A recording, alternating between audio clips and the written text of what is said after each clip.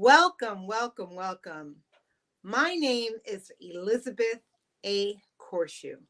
I am the founder and CEO of Nurse Exec Innovations, career coaching and global health consulting brand designed specifically for nurses, healthcare professionals, and healthcare organizations. I am also the curator of the platform named Pass the Mic. Some of you are saying, what is Pass the Mic? Who is Pass the Mic? Well, Pass the Mic is a platform for visionaries, advocates, game changers looking to execute their global footprints into society in the areas of healthcare, business, technology, culture, and so much more. I am so honored and excited to have WomenHeart champion and Pacific West district leader, BJ Babcock. Yes, she is here with us today, as well as later on in the broadcast, we'll also have Sandra Wright, who just is joining us. We have Sandra Wright, who's just joined us today. She's hails from Cincinnati, Ohio, and she is the founder and CEO of the Greater Cincinnati African American Heart Association. So, welcome, welcome, welcome to the broadcast. I'm going to ask, BJ, if you can just wave. You're on the West Coast, correct? Correct. Wow. And Richfield, Washington. what's the temp? Where are you? I'm sorry. Richfield, Washington, about 20 miles north of Portland, Oregon. Wow. Wonderful. And what's the temperature out there today? 62 degrees 62. and sunny. What can I say? Wow. Wow. Well, thank you so much for shifting. That means that it's 8 o'clock our time, Eastern Standard Time. That means it's 5 o'clock your time. So thank you so much. And then we have at the middle of our screen, we have Sandra Wright. If you can wave to the audience tonight. And she hails from Cincinnati, Ohio, where we just had Super Bowl. Was the Bengals, right? The Bengals played in the Super Bowl. You were really excited and things like that. Yeah, it's great. And what's the temperature out in Cincinnati today? We are in the mid 50s. Okay. And it's pretty pleasant. A bit of an overcast now, plus the sun's going down. So, good. But it was a nice day. Good. Well, I'm glad to have you. Thank you so much for joining. So we're going to just jump right in. BJ, if you can share with the audience a little bit about how you came about deciding to become a WomenHeart, become part as a champion, as well as the Pacific West district leader for WomenHeart. Pacific Northwest. I'm sorry, Pacific Northwest. Thank you. Oregon, Washington, Idaho, Montana, and we used to have BC, but they're no longer part of our program. So I was just mentioning to you a little bit ago that I have been seeing a cardiologist for 68 years. So I was diagnosed at age 2. I have been followed by a cardiologist, except for those years where you fall through the cracks in your early 20s and you're feeling pretty good. Everything's going okay. But I want to focus also on how things have changed. It's so different than what it was when I was growing up. So I was shocked, actually, when I look back, that I did go to a pediatric cardiologist so very long ago. And the very first thing I can remember is being in front of the fluoroscope machine. And they both have their goggles on, the gold, the orange and the yellow goggles. And they're looking through me. And I'm like in my underwear, just standing there. And I can remember them telling me, my parents said, well, what can we do about this? So I was diagnosed with aortic stenosis. That was my first diagnosis. And I had a classic sound to my stenosis. And I can remember the pediatricians bringing in staff from the medical school and having me like lean over the table, and they'd say, okay, now I want you to diagnose her. Tell us exactly what it is. Because they said it was such a classic sound that if they didn't get it, there's something wrong with these students. So I was followed by these two pediatric cardiologists until I was about 18, and then got married like crazy young women sometimes do when their boyfriend or girlfriend goes to Vietnam, and slid through the cracks. Like I said, I was feeling pretty good. I was living in Europe for a couple of years, and didn't think anything about it until I came back and I had some cancerous spots removed. And this physician said, do you have a cardiologist? And I said, well, no, not really. I haven't gone for a while. And she goes, how long? I said, about 6 years. And she goes, I'm going to make a phone call and I'll be right back. And she came back about 10 minutes later and said, my husband's in charge of heart transplants at Oregon Health Sciences, and I want you to see one of his colleagues, and here is your appointment date. And so I was plugged right back into a cardiologist at Oregon Health Sciences, and was followed till like I was age 46. Through the years, I did have a normal birth. It wasn't easy, but I got through it. And at age 45, 46, they said, it's time to think about surgery. And I went to several different surgeons before I actually decided to have the surgery done. I had told my surgeon that at that point I was a massage therapist. And one of the things that I did for myself prior to surgery was I became a Reiki person. In other words, I was attuned to Reiki. Okay. With the intention of working on myself after surgery, thinking that would help my healing process. My surgeon said to me, I'll do you one better. He said, our hospital sponsors healing touch nurses. And I have one in particular who I would really like you to spend some time with. So Miss Alida came with me into my surgery. I had somebody with me during my surgery giving me healing touch, which was remarkable. She saw me after surgery. She came to my house several times. But I had a lot of my friends, obviously, are Reiki people or healing touch people. And so I had them coming on a regular basis to the house post-surgery. I did have a very difficult recovery, which was about 5 months in a chair because I had the linings of my lungs filled with fluid, pleural effusion. And somebody was here helping almost all the time. I can't say enough good things about my friends and my family. So I'm giving you really a very short version of it, but I want to go back to the fact that, when I was a young child, the very first heart cath I had done was at age 12. And the reason for that was because at that point, that was the only way that you could find out anything about the heart. We did not have the echoes. We did not have all of the wonderful new tools that we have. And so the only way that they could find out was to go ahead and do that, which I'm very grateful now that we have an echo and that we have all sorts of ways of keeping track. So I did have a bicuspid valve, and my valve was replaced with a St. Jude's mechanical valve. And so that's 24 years I've been on warfarin. Warfarin, heart valve, mechanical. Wow. It's kind of a blur, but so I do have an aneurysm. I have an ascending aortic aneurysm that's being followed. I go in for a CT scan just about every year, and just to check on the size of it. And I've been pretty stable so far. And like I told my cardiologist, I would prefer not to have the surgery if I didn't absolutely have to. And she said, yeah.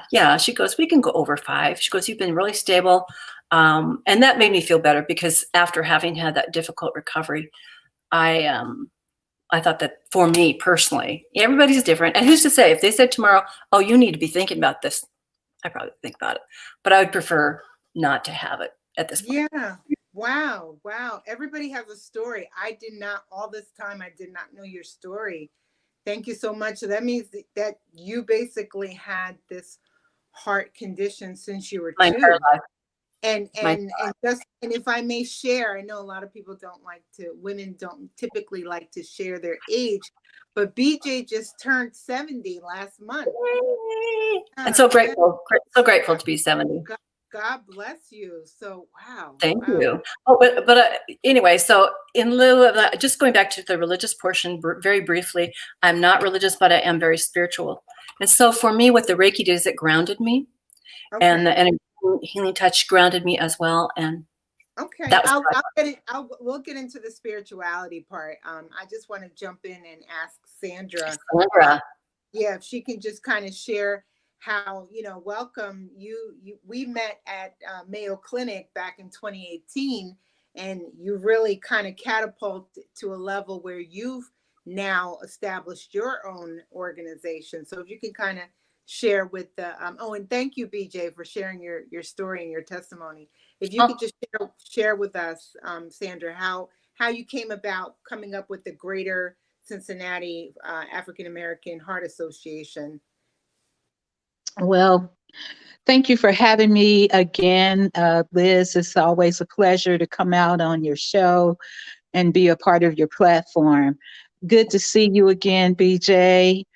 And as far as the organization is concerned, when I was going through my process, my journey of cardiovascular disease, which led me to having a heart transplant, while I was in the hospital, and I understand and I respect what BJ said when she said she's not religious, but she's very spiritual. I will say the same thing. I'm not religious, but I definitely have a spiritual relationship with a force greater than all of us. And so as I was going through my process, there was a lot that was being downloaded while I was in the hospital. And I knew coming out of the hospital that my life was being preserved to do a work far greater than I am and far would exceed anything that I had done thus far in my life. I didn't know what it was. I didn't know how it would look, and I didn't know how it would come into being. And so when we all met up at the Mayo Clinic in 2018, I was kind of searching and looking for that path, that what am I to do, my next thing, my mission in life, my purpose, if you will. And I had no idea of knowing whether or not that was going to be an element of it. I didn't know. But, as fast forwarding and as it would be, this all came to being while I was actually talking with someone about another business endeavor that I was endeavoring to do, which was the SW Productions. I wanted to do a theater company. And lo and behold, God showed up there with his purpose and this assignment. And so through the process of that conversation, we ended up landing on the fact that my heart and my purpose and everything that was coming out of my mouth in that particular instance was all about this organization. And so thus became Greater Cincinnati African American Heart Association. And it is a work that I am privileged, honored, and proud to do. And I don't know what to say. It is my life and I love it. Mm-hmm. Mm-hmm. Wonderful, wonderful. So BJ, if you can kind of share with the audience tonight, what did you learn about yourself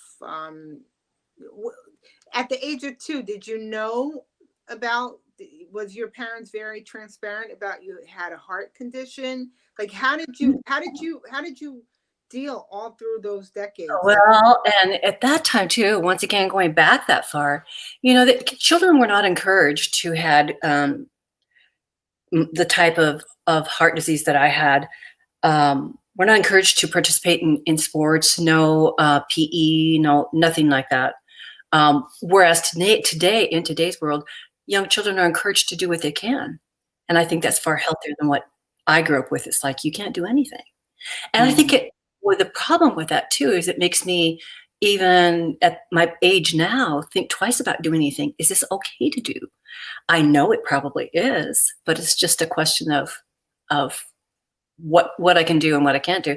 I remember about age 7 was when that question came up, like, well, if we did the surgery now, could we fix this problem? And I can remember the surgeon saying, if she had the surgery now, she has a 50-50 chance in survival.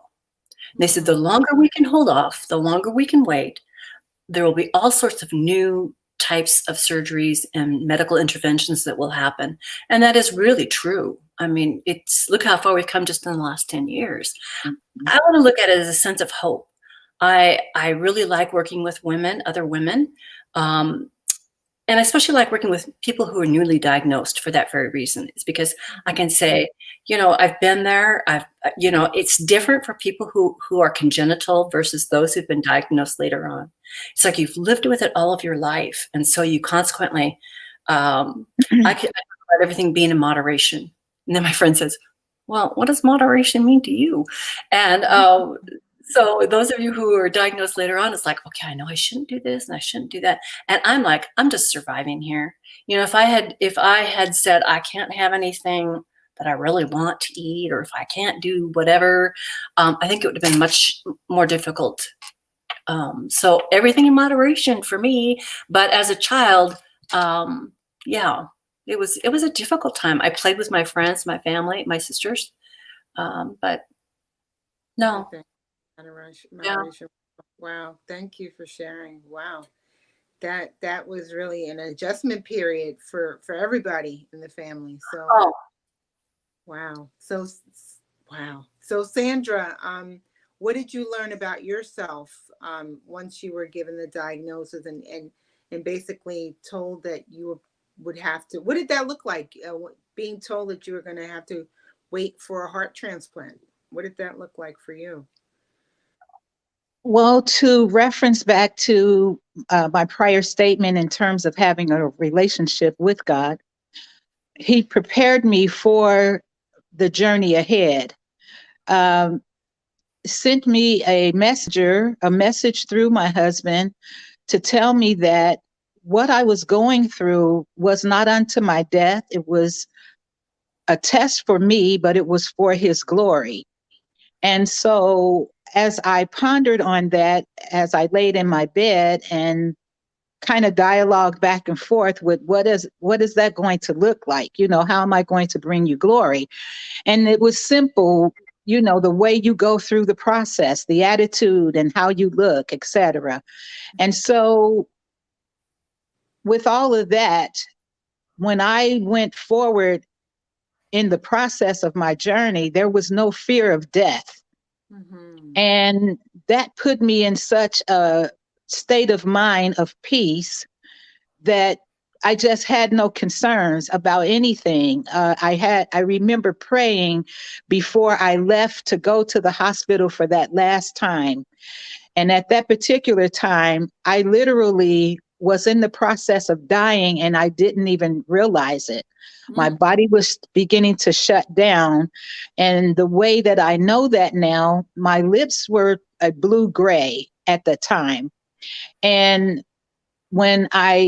since all of this has happened and the things that I have come into knowledge of, I know now I was not getting enough oxygen.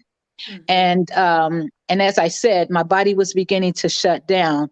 And so for me, going through my process, and again, everybody's process is different, and I am very respectful of each individual and what their process is.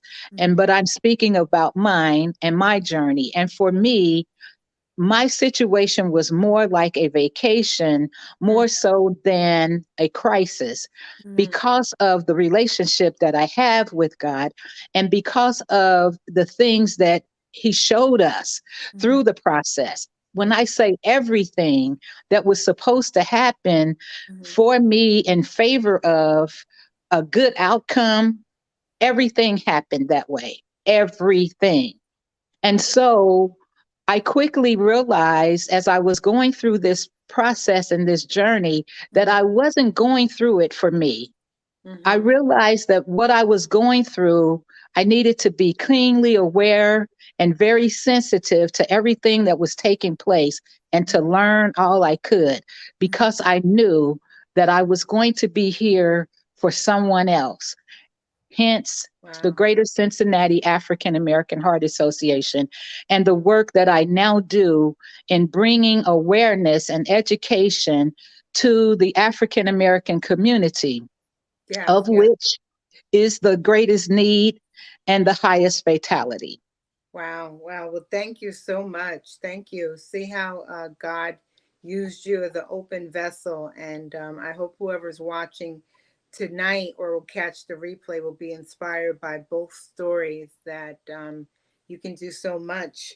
So before I lead into the next question, BJ, I just want to kind of touch upon that Reiki piece because I only heard of Reiki back in 2017, and I think it's something that started off on the most stuff usually starts off on the West Coast. And I had my best friend who was she's from Jersey but was on the Mhm. West Coast, and then my lifestyle and business coach is from the West Coast, from LA, and they both had talked about Reiki, and I was like, what is this Reiki? I've heard about it, Mhm. even nursing school in the Sure. 90s, holistic nursing. And I was like, oh, what's this hocus pocus? But when I did a deep dive more into Reiki, just for anybody who's wondering, what is Reiki? Reiki. Reiki is a transference of healing energies, just kind of scanning the body, of the with healing energies of whatever is going on. And it's amazing because it really really works. I remember there was a period in my life, it was a very stressful period, and I even had an infection. I didn't even realize it, and that particular nurse went over near my ear canal, and I actually had an ear infection. So you can just kind of share with the audience Sure. more about the A Reiki, little the bit about it? Sure, I'd love to. healing. So, I've been practicing Reiki for about 25 years. Like I said, I had become a Reiki practitioner to work on myself. So when you're attuned to Reiki, and it's an attunement process, you work with a Reiki master, and I've been doing this for a long time. And what your crown chakra and your palm chakras are opened. We have certain things that we do, and you're opened, and you're given the attunement, and then at the end of being opened, you're closed back up. And what that means is that Reiki energy will be with you forever. And I can remember feeling the pulsation and feeling it move through me. And Reiki is there is nothing harmful that can come to you from Reiki. Reiki, I always talk about it being from the highest good, from the highest. And so oftentimes it's whatever a person's belief system is. And so you're allowing the energy, it moves through me. It does not come from me. It comes from a higher power, and it moves to that person. And it's a placement of hands. You're placing your hands. There's a certain sequential order that you use, but it can also be used. I've used it with people who are in the process of passing away, hanging onto that hand and allowing them to just, sometimes they don't feel comfortable with it, and that's perfectly fine. I can sit in the corner and continue to give them Reiki.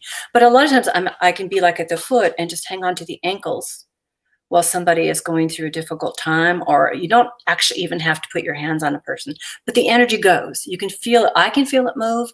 Usually the person can feel it move, and you can send it. So oftentimes people will say, could you send me some Reiki tonight? I'm having a really tough time. And so I will in turn send the Reiki to them. And I'll say, find a quiet place. Let's plan a time. And they say that they can feel it. I can feel it. Um, it's a wonderful tool. It's all about love.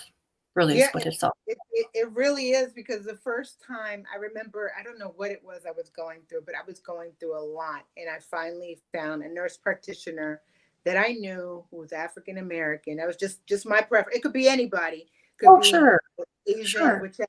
But for me and myself, it was an African American nurse Mhm. practitioner that I knew personally that did it. And I said, well, I would like to experience. And when she did, whatever I was going through in my life, it felt as if my body took flight, and like Mhm. it was like I was going into into the air, and I was literally on the massage table. That's how much stuff was weighing me down. So Mm. Reiki is really a great experience. So I don't know, Sandra, did you ever have an experience with Reiki? Yeah. Yes, I did. I went to see a holistic a therapist, I guess is what you would call them. And this particular person lives way out in the bush, and he happened to be Caucasian. And so I went to see him because I was having extreme back pain, and someone that my husband was working with, uh, he told his partner, and the partner went home and told his wife, and she called me. And so there we went on this trip. And as we were going, I was like, where in the world are we headed to? um, but when I got there, it was a very unassuming place, very peaceful, very quiet. Mhm. And he asked me to get up on the examining table. I had some hesitation because, all of this was new to me. And Mhm. he asked me to turn my face to the wall. And then I did. But in my mind, I was like, please don't kill me. because because Great. I didn't know what was happening, right? And so he just began to touch me. I remember his first touch on my body. Uh-huh. I felt the energy move Uh-huh. through my body. And it was just one amazing experience. It's one I will never forget. And all I felt, I mean, he just would touch me on different places, nothing inappropriate. Correct. And I kept feeling this energy just move all through my body, up and down and across. I mean, it was like it was going crazy. Uh-huh. But when it was all said and done, and I got off that table, like you, I really felt so different. I felt a weight had lifted. There was no back pain at that moment. And I was just like in amazement. Yes, yes, yes. So thank you so much for sharing that. And then moving into, so there are people, I've worked with nurses of all different cultures, but especially in the Asian culture, they're very big on Reiki, very, very big. Mhm. And they would say, "Oh, let me do something on you," and I was like, "I don't know what that is," even though I'd studied it in nursing. I was like, "Let me do a little bit more research." But now moving into this question about spirituality and emotions, when you were first given the diagnosis, well, you were given the diagnosis, BJ, at the age of 2, but moving forward into let's go into the young adulthood year, child rearing ages. Mhm. What is it like for you? Because for women and men, we deal with things differently. And I know before we got on the broadcast, we said women are just talkers. That's what we are, innate. We just talk. Like for me, I got to get it out my system. If I don't get it out my system, it weighs me down, and that's not a good thing. So, what did the emotions look like for you? Like, wow, this is how it's going to be, and then also your faith walk, your spiritual walk. Oh, well, in my childhood, it was just an accepted situation. I knew I was angry. Actually, I was kind of really pissed, actually, to tell you the truth. I was angry that I couldn't do all the things that everybody else did. I was angry that I couldn't play as hard as everybody else could. I had to lay down and take naps all the time. It was obvious that something was wrong, but I wanted to prove them wrong and just say that, well, if I lead a good life and I eat well and I exercise, and I shouldn't have to have this surgery. Well, it was a rude awakening when they said, oh, by the way, it's time. I had just finished massage school. I was working full time, going to school full time. You all know what that's all about. And so where are we going with this again? Spirituality. I don't know. Um, did I answer your question? No, you can. So you talked about the emotions. You said you were pissed, but in As regards a child, to I was very angry, and as a young adult, I was angry, and it was like, should I get pregnant? I don't know. It just happened. And so, but the one thing that my cardiologist did say, it was a good thing that it happened when I was young, because if it had happened later on, it would have been more of an issue. Yeah, far more of an issue. Although now, okay, when I had my surgery 24 years ago, they were telling women that it is not a good idea for you to be pregnant and have what I had wrong with me. Today, women are very successful in their pregnancies. They're being followed very closely, but they're allowed to have these pregnancies, which I think is wonderful. But I would have liked to have known that about 30 years ago, 40 years ago. So anyway, that's where. And then what did your faith walk look like? Because I know we talked before. I was raised very Catholic. And of course, most of the Catholic kids I know who went to school, Catholic schools or were Catholic, are no longer practicing Catholics. So we kind of find our way. I have a little Methodist church up the street. If I'm going to go to church, that's probably the church I'll go to. But meditation is really important. Quiet time is really important. And I find that time right before I go to sleep is the time, or in the first thing in the morning. And there's something that my friend always tells me, good things are coming my way. And so when I go like this and I put it over my heart, good things are coming my way. So that's my mantra. Wow, that's beautiful. I like that. Good things are coming my way. There's actually a scripture, Matthew 21:22. It says, if you believe whatever you ask for, you'll receive. So something similar. So Sandra, what did it look like for you? I know you said that you kind of already had a message from your husband, but what emotionally, I mean, how did you feel? And you must have had to feel something to be given that news, or Well, did you not something?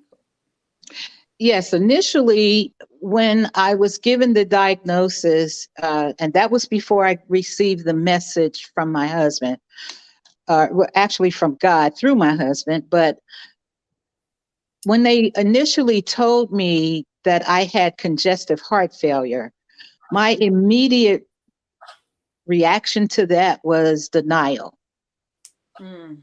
Because I had had no prior issues with my heart. There was nothing for me to believe that report.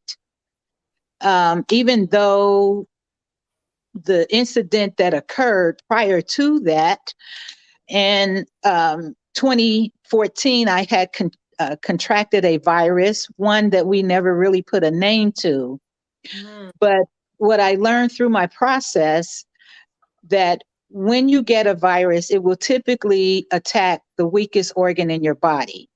So I had learned in my early 30s that I had an irregular heartbeat, of which I never paid much attention to. I just accepted that as being my normal. And so I was unique. I didn't think of it as a heart defect, which in fact is what it was. And so in 2014, when I got that virus, it attacked my heart. And so, needless to say, being in denial is a very dangerous mental state, because you will not follow a plan. You will not do the things that is going to be beneficial to your recovery of whatever it is that is now attacking your body. Because of the state of mind that you're in, you don't believe it. And that's the danger. Because when you don't believe something, then you won't act responsibly, in a sense. And that's pretty much what I did. I was half-heartedly taking medication. I didn't make any real changes in my life. I've always lived a very passionate lifestyle, chasing after all the things I'm passionate about. I've always been busy all of my life, and I kept all of that going. And I kept pressing and pushing that heart to the point where it could no longer function anymore. And in 2017 is when I had to have the heart transplant.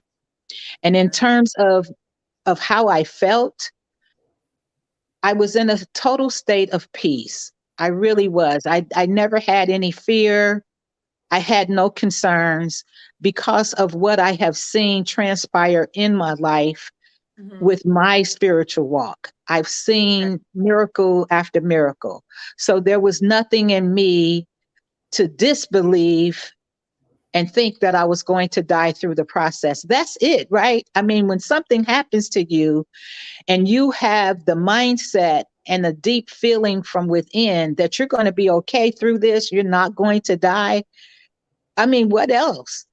You know, there you have nothing really to be concerned about because you know you're going to live through it.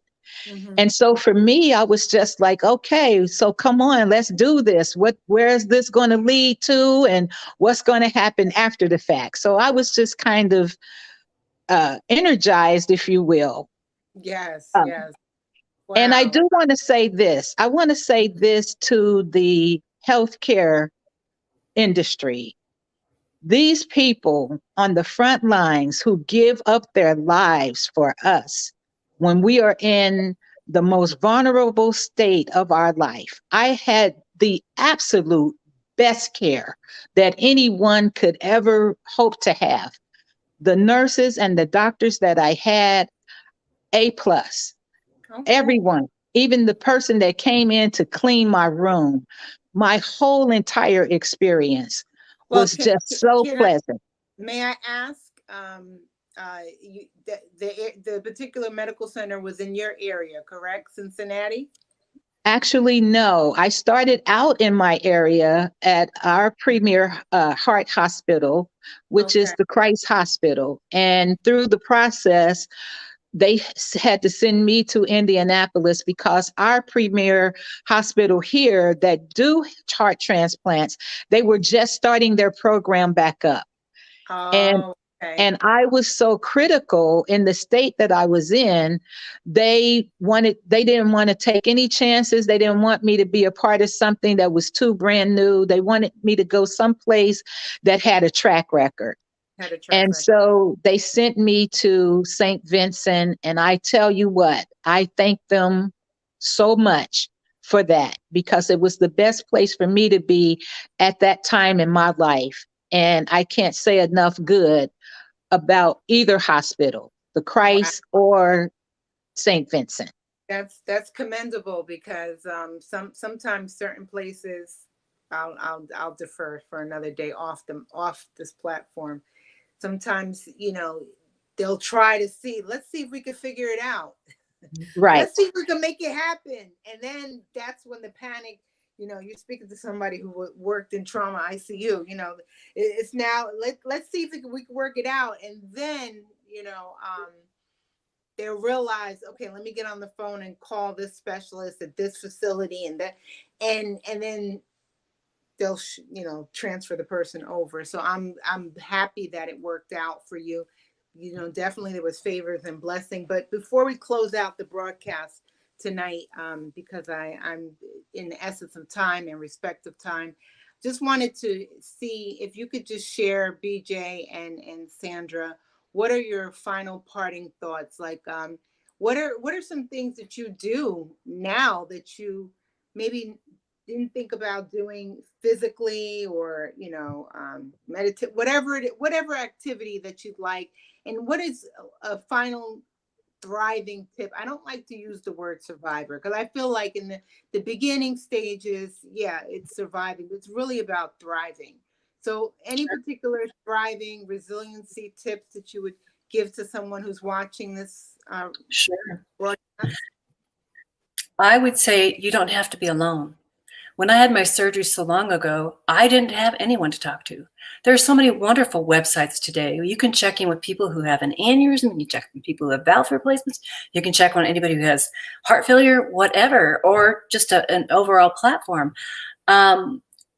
And the fact that we can't survive. I mean, I am still here to tell the story. I didn't expect to live this long, but I am here and I'm grateful to be here. And the fact that you don't have to go on this journey by yourself.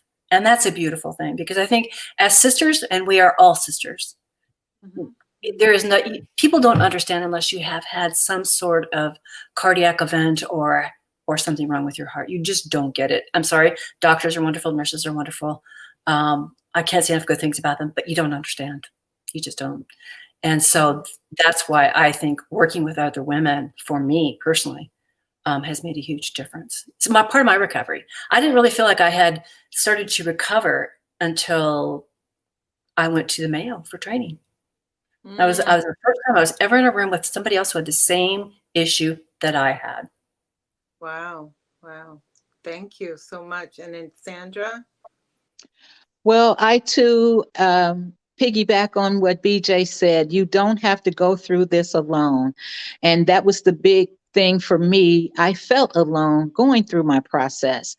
And so that was another reason for the birth of this organization, is so that not another woman, particularly a Black woman, would have to go through something like this and feel alone. Something that I've changed since all of this, I quit eating meat and I try to eat more heart healthy, friendly diet, because my heart is everything. And this heart is so precious and I'm very, very protective of it. I also do meditation. I sit and I let all the good, positive thoughts that I could muster up, I let those filter through my mind and I shut down all the negative noise.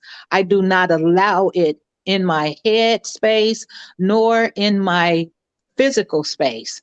So, and then lastly, I do the deep breathing, because that is definitely so comforting, and it is a quick way of recovery and restoring. When you're feeling anxious or you feel worried or stressed, I try to encourage everyone, stop whatever you're doing and just breathe. Just deep breathe, and you will bring your body back to its center. Then you can think clear. So there you go. So, Good. BJ, if anyone is watching this broadcast and they're seeing all this great nuggets shared, and they live on the Pacific Northwest coast, what is the best way to get in contact with you? You can contact me on my email. You can contact me. I have no problem with answering phone calls. I do them all the time. Is it So do you want that information? Messenger is a That'd good way? be fine. Messenger would be fine. Yeah, that's fine. All right. And Sandra, what's the best way to get in contact with you for those that are in the Cincinnati area? You can certainly reach out to me, phone call or text. My number is 513-484-4772. You can send an email to gcaaha@gmail.com. You can visit our website at www.gcaaha.org. And even though I'm the founder and president of this organization, I will never, and do hear what I'm saying, I will never be in such a high position that I cannot be engaged with the people. That's good.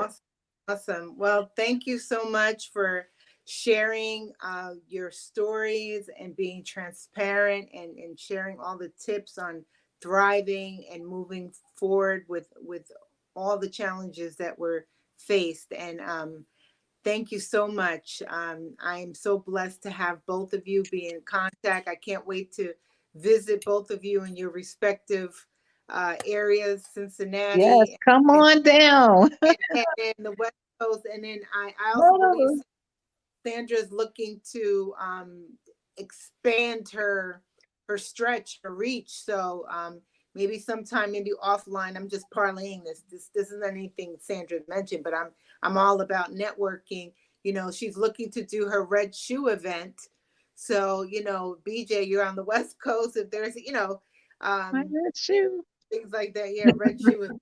So yeah, so anyway, like I said, thank you so much. My name is Elizabeth Corshoe, founder, CEO of Nurse Exec Innovations.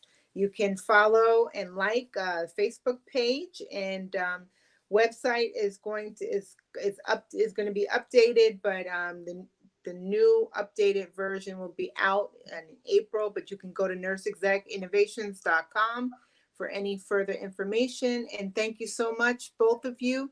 God bless, be safe, and healthy heart and healthy eating. Same to you. Thanks, Elizabeth. Yes. Been great. Thank you. Good night. Good night.